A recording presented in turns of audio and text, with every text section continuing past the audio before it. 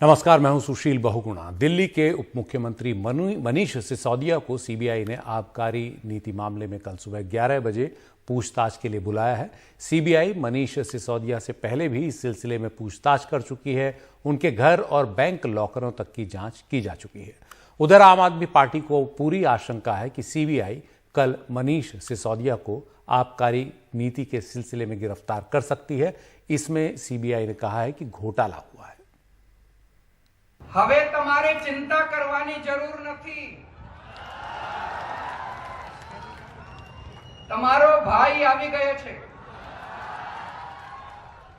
गुजरात के भावनगर में अपनी जनसभा में गुजराती बोलकर स्थानीय लोगों से करीबी बढ़ाने की अरविंद केजरीवाल की कोशिश। उन्होंने बाकायदा तारीख बताकर लोगों को यकीन दिलाने की कोशिश की कि सरकार आम आदमी पार्टी ही बनाएगी, इसलिए बीजेपी या कांग्रेस की तरफ ना देखें। 8 दिसंबर को गिनती है, 9 दिसंबर को सरकार बनेगी, एक हफ्ते बाद 15 दिसंबर को सरकार बन जाएगी। लेकिन फिलहाल सरकार ही नहीं, चुनाव भी दूर है। उससे पहले केजरीवाल के सबसे करीबी नेता मनीष सिसोदिया पर गिरफ्तारी की तलवार लटक गई है। सीबीआई ने सोमवार सुबह 11 बजे मनीष सिसोदिया को दिल्ली आबकारी नीति मामले में पेश होने के लिए कहा है। दिल्ली सरकार की आबकारी पॉलिसी 2021-22 के मामले में सीबीआई ने दिल्ली के डिप्टी सीएम मनीष सिसोदिया को पूछताछ के लिए बुलाया है। ये पूछताछ सोमवार सुबह 11 बजे शुरू होगी। कुल 15 आरोपी सीबीआई ने अपनी एफआईआर में बनाए हैं, जिसमें दिल्ली के डिप्टी सीएम मनीष सिसोदिया आरोपी नंबर 1 हैं। उसको रोकने के लिए आम आदमी पार्टी को आशंका है कि मनीष सिसोदिया सोमवार को गिरफ्तार किए जाएंगे। आम आदमी पार्टी की तरफ से भाजपा को और केंद्र सरकार को बताना चाहता हूं, आपको लगता है कि हमारे नेताओं को गिरफ्तार कर लेंगे तो आम आदमी पार्टी का प्रचार कमजोर पड़ जाएगा, आम आदमी पार्टी कमजोर हो जाएगी। मगर ये आने वाला समय बताएगा। आप जितने नेताओं को हमारे गिरफ्तार करेंगे, आम आदमी पार्टी और मजबूत होके गुजरात के अंदर उभरेगी। मनीष सिसोदिया दिल्ली आबकारी नीति मामले में आरोपी नंबर 1 बनाए गए हैं। सिसोदिया के घर छापा भी पड़ चुका है और बैंक लॉकर भी खंगाले जा चुके हैं। इस मामले में सीबीआई और ईडी अब तक कुल 3 लोगों को गिरफ्तार कर चुकी है। ऐसे में मनीष सिसोदिया की गिरफ्तारी की संभावना को नकारा नहीं जा सकता। सीबीआई ने बहुत ही सोच समझ के जगह जगह छापे मार करके साक्ष्य जुटाए हैं और मुझे लगता है कल मनीष सिसोदिया के आपराधिक इतिहास में एक महत्वपूर्ण दिन होगा। अरविंद केजरीवाल गुजरात में बीजेपी के खिलाफ बेहद मुश्किल लड़ाई लड़ रहे हैं। ऐसे में अगर सिसोदिया की गिरफ्तारी होती है तो आम आदमी पार्टी की मुश्किलें जरूर बढ़ जाएंगी। सीबीआई अगर मनीष सिसोदिया को गिरफ्तार कर लेती है तो ये अरविंद केजरीवाल के लिए झटका तो होगा, लेकिन एक ऐसा झटका जिसका हिसाब किताब अरविंद केजरीवाल पहले से ही लगाकर बैठे हुए हैं। लेकिन देखना ये होगा कि इस मुद्दे को वो गुजरात चुनाव में किस तरह से उठाते हैं। और ये बात मैं इसलिए कह रहा हूं क्योंकि जब मनीष सिसोदिया के घर पर सीबीआई की रेड हुई थी तो आम आदमी पार्टी ने गुजरात में इस मुद्दे को जिस तरह से उठाया था, उसके बाद एकाएक आम आदमी पार्टी की चर्चा गुजरात के अंदर बहुत ज़्यादा बढ़ गई थी। दिल्ली से मुकेश सिंह सेंगर और भावनगर से अपने कैमरा सहयोगी नीलेश गोस्वामी के साथ में Sharad Sharma, NDT media. CBI की ओर से कल होने वाली पूछताछ का समन मिलने के बाद मनीष सिसोदिया ने दिल्ली के उपराज्यपाल पर हमला बोला। उन्होंने एलजी को उपराज्यपाल को चिट्ठी लिखी, कहा कि दिल्ली में कानून व्यवस्था का हाल बहुत खराब है। पिछले कुछ दिनों में रेप और हत्या की घटनाएं बढ़ी हैं। दिल्ली इस समय अपराधियों की राजधानी बन गई है। मनीष ने कहा कि एलजी साहब थोड़ा समय निकालकर दिल्ली की कानून व्यवस्था पर भी ध्यान दीजिए।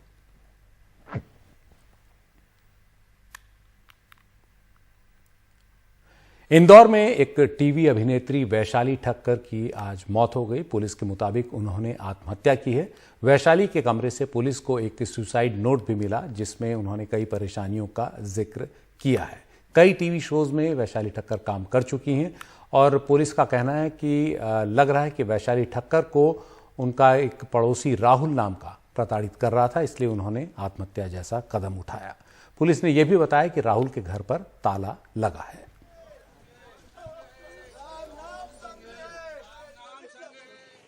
राहुल जो है वो उसका प्लाईवुड का बिजनेस है, वो भी उसी मोहल्ले में रहता है जहाँ पे वैशाली रहती थी।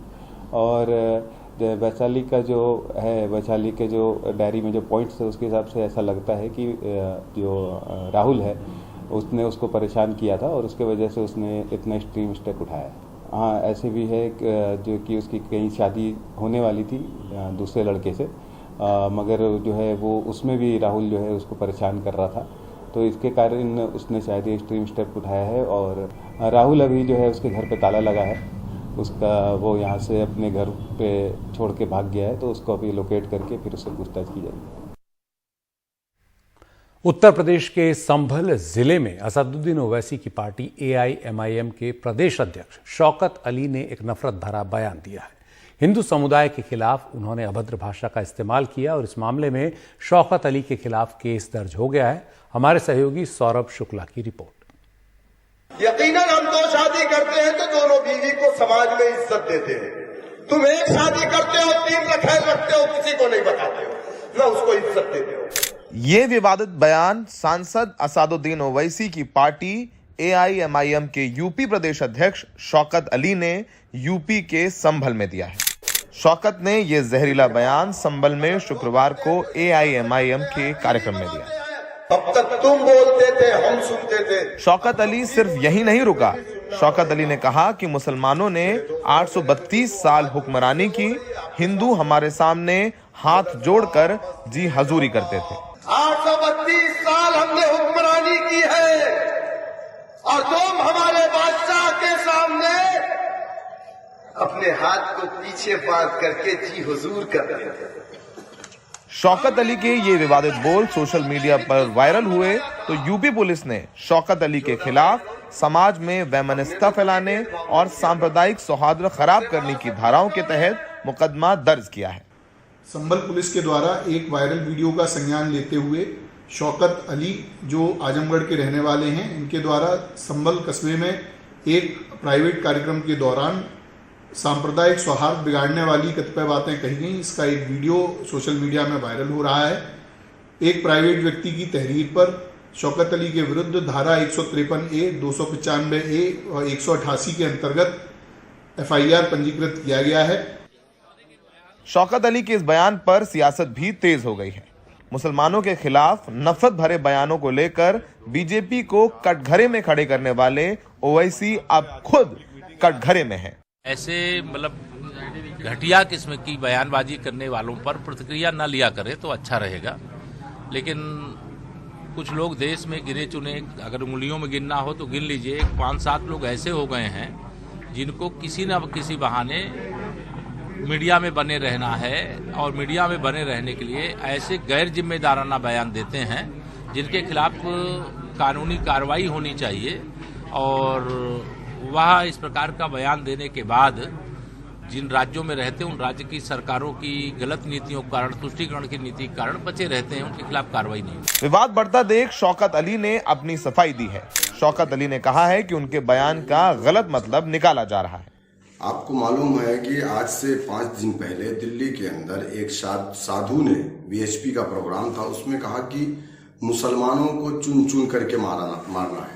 ये 14 शादियां करते हैं, 40 बच्चे पैदा करते हैं। तो मैंने इंडिविजुअल उसको ये कहा था कि मुसलमान कोई गाजर मूली नहीं है कि आप उसको काट करके फेंक देंगे।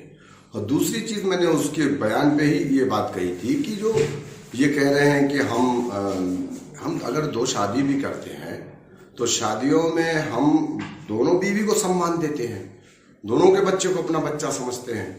लेकिन वो लोग, जो लोग एक शादी तो करते हैं लेकिन 3 पत्नियां इनकी अलग से रहती हैं, लेकिन समाज में उसको छुपाते हैं, तो वो गलत है या हम गलत हैं?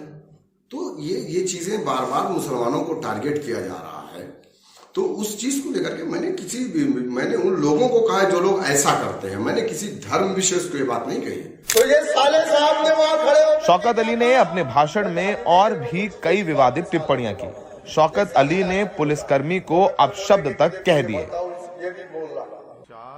ओवैसी मुसलमानों से जुड़े हर छोटे बड़े मुद्दे पर अपनी बात रखते हैं, लेकिन अपनी ही पार्टी के नेता के विवादित बोल पर अब तक ओवैसी की कोई सफाई या बयान अब तक सामने नहीं आया है। संभल में सहयोगी अनवर कमाल के साथ सौरभ शुक्ला, एनडीटीवी इंडिया।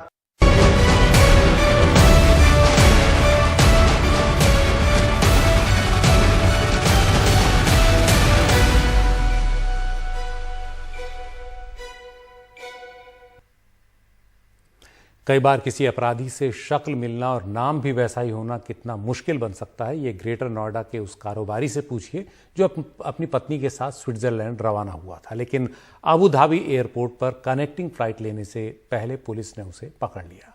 एक अपराधी जैसी शक्ल थी, नाम और डेट ऑफ बर्थ भी एक जैसा था। इसके बाद इस मामले में पीड़ित 5 दिन अबू धाबी पुलिस के चंगुल में रहा, बाद में भारत सरकार के दखल के बाद छोड़ा। प्रवीण शर्मा जब शनिवार देर रात लौटे तो उनका कुछ इस तरह स्वागत किया गया।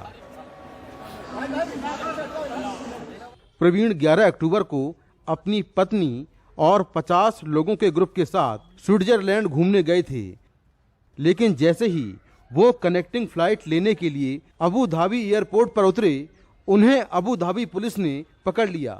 दरअसल प्रवीण की शक्ल, उनका नाम और डेट ऑफ बर्थ केरल के एक अपराधी से मिलता जुलता था। इस अपराधी पर अबू धाबी में ठगी का केस दर्ज है।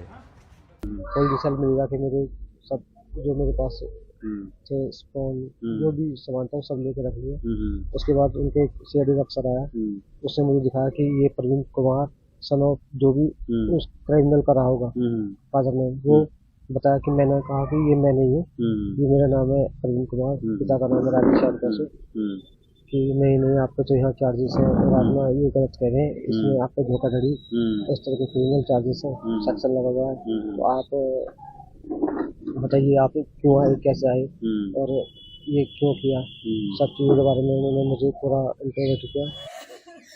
प्रवीण की पत्नी को गिरफ्तारी का डर दिखाकर वापस भेज दिया गया, लेकिन प्रवीण को अबू धाबी पुलिस एयरपोर्ट से 260 किलोमीटर दूर रसल खेमा शहर में ले गई। प्रवीण के रेटिना की जांच की गई, जो अपराधी के रेटिना से मैच नहीं हुई। इसके बाद प्रवीण को वहां की कोर्ट में पेश किया गया। जज के सामने प्रवीण ने अपनी पहचान और पूरा सच बताया। जज ने पुलिस से केरल के अपराधी के बारे में और पता करने के लिए कहा। इसके बाद पता चला कि केरल का अपराधी प्रवीण कुमार तो पहले से ही जेल में है। इसके बाद प्रवीण को छोड़ दिया गया। इस बीच प्रवीण 5 दिन पुलिस कस्टडी में लॉकअप में रहा, उसे खाना भी नहीं मिला। उन्होंने फिर मुझे रात को करीब 11:30 बजे अबू धाबी एयरपोर्ट पे लेकर चले, जिसमें मैं अकेला था। उन सीआईडी के 2 अफसर थे, अपनी गाड़ी से उन्होंने वहाँ लाकर मुझे 3 बजे वहाँ एयरपोर्ट पे आ गए। एयरपोर्ट से फिर मुझे बताया कि आपके पेपर तैयार हो रहे हैं, और फिर मुझसे कोई पूछताछ उन्होंने की, लेकिन अपनी कार्रवाई उन्होंने की। फोन का इस्तेमाल नो कॉल्स ओनली मैसेज के लिए उन्होंने कहा, और खाने पीने का मुझे जैसे क्रिमिनल होता है उस तरह से एक ट्रीट किया गया। प्रवीण कुमार मदद के लिए भारत सरकार का शुक्रिया अदा कर रहे हैं। प्रवीण ग्रेटर नोएडा के हबीबपुर गांव के रहने वाले हैं, सीमेंट का कारोबार करते हैं और एक सीमेंट कंपनी के टूर पर ही वो घूमने गए थे।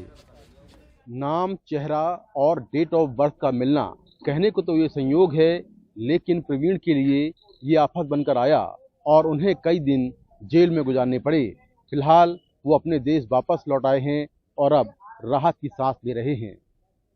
ग्रेटर नोएडा से मुकेश सिंह सेंगर, एनडीटीवी इंडिया।